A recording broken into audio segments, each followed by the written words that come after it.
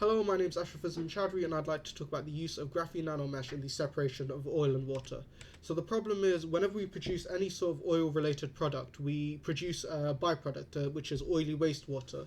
And over time, we're producing more and more of this oily wastewater because um, just global development. So in 2022, oil product demand grew by 9.2%.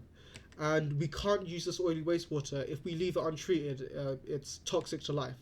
So, some examples of its toxic behavior is in 1993 in the American Samoa, coral reefs decreased in fertility by about 41% after an oil spill.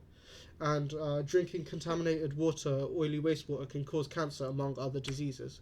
And if you look here, there's an oil sheen left on top of a lake due to the spilled oil, which a small amount of oil can spread really thin and still cause damage, which is a problem. So currently the ways we treat oily wastewater is either time consuming or energy intensive. We have physical separation techniques such as gravity separation, centrifuge, or sedimentation. But these can be, time consuming or energy intensive. You got to pump in the oily wastewater and let it sit. That takes time, and then pump it back out, which that takes up more energy. Or we have chemical separation, where we use chemicals in the oil to turn it into smaller droplets. However, this can also be toxic. So the solution that I've seen some researchers use is they looked at cell membranes and compared the sort of sort of channels between the cell membranes, and sort of you looked at those and compared it to graphene. Graphene oxide is a strong one-layer thick lattice of carbon and oxygen atoms. So by comparing cell membranes, they saw that just having these pores in the layer of graphene oxide can cause the permeance to increase by up to 260 times.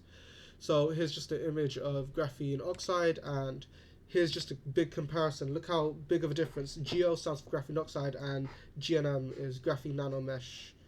So it increases the permeance by a substantial amount. So we can use this to more quickly and efficiently treat oily wastewater. And I saw two links between the grand challenges. I saw sustainable cities, and I also saw global health. And both of these can be improved by graphene nanomesh. I think in sustainable cities, we have big cities producing oily wastewater, and with global health, it's going to be impoverished areas that struggle to deal with this sort of oily wastewater, and they're going to be more impacted than richer areas. So by giving them easier ways of treating oily wastewater, we can help maintain biodiversity and help maintain a clean drinking supply of water. These are my references.